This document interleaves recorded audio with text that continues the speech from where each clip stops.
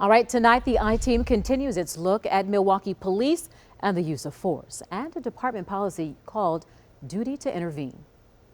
When an officer sees another member of the force step out of line, they're supposed to report it. It's a policy one retired assistant chief admits not everyone follows. And when the I-Team discovered, no one is tracking. It is one of the enduring moments of June's marches for Black Lives Matter.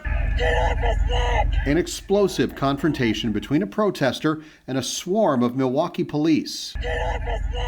The takedown at 6th and McKinley is still an issue for MPD, in part because the arresting officer allegedly put his knee across the neck of protester Cameron Murdoch, a potentially deadly move no officer tried to stop. They're told this is the way we do it.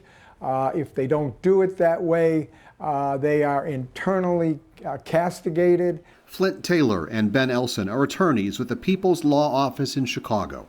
They have worked on a number of cases involving the Milwaukee Police Department. What we saw at 6th and McKinley, they say, is ingrained in MPD's culture. They learn from a very, very early time about the culture, about the code of silence, about the fact that you don't, quote, rat on your fellow officers. None of them did anything to intervene or protect that protester. That is the code of silence in action. This despite a Milwaukee Police Department policy called Duty to Intervene. It states if an officer is using excessive force, their partner shall reasonably attempt to intervene to prevent the use of such excessive force. A failure to intervene in any unreasonable use of force when there is an opportunity to do so demonstrates a lack of courage and a violation of the code of conduct. If you don't act, you're in trouble. Police Chief ALFONSO Morales says the policy has teeth and it works. Under Duty to Intervene, officers can be disciplined or fired if they fail to report another officer. So there's a disciplinary part there for that member, that partner that chooses to ignore a partner that may be acting inappropriately or doing something of misconduct. If that's the case, there should be paperwork, right? So the I-Team asked the police department and the Fire and Police Commission for records. We wanted to see reports filed by officers against their brothers and sisters in blue who've stepped out of line. MPD has given us nothing. Even the Common Council can't see Duty to Intervene in action. When Alderman Khalif Rainey asked about it back in June, he was told police don't keep track of how this rule is enforced. We're turning something into something that it's not. It's simply a term. It's not a data point.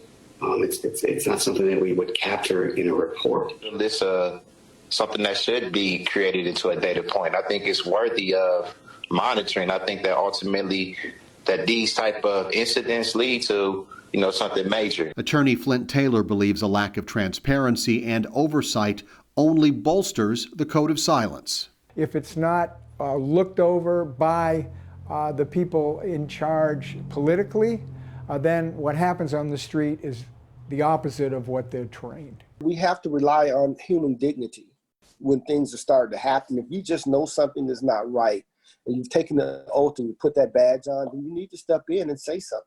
Ray Banks is a retired assistant police chief. He says the code of silence label is not fair to officers who follow their duty.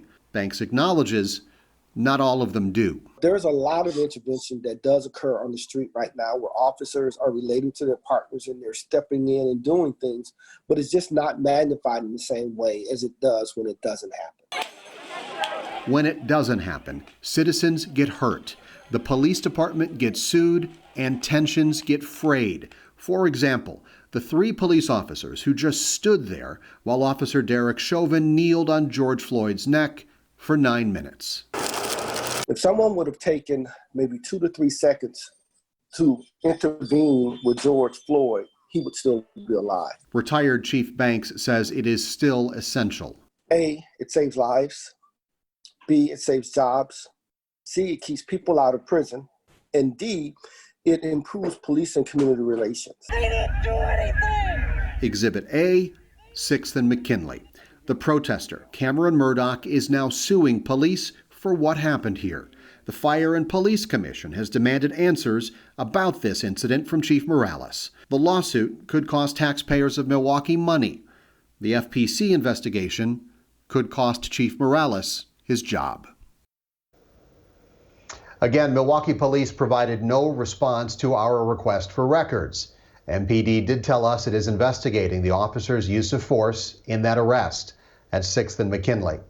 You can watch this full story along with part 1 of the I-Team's investigation into use of force. Find both of them on the I-Team page at tmj4.com.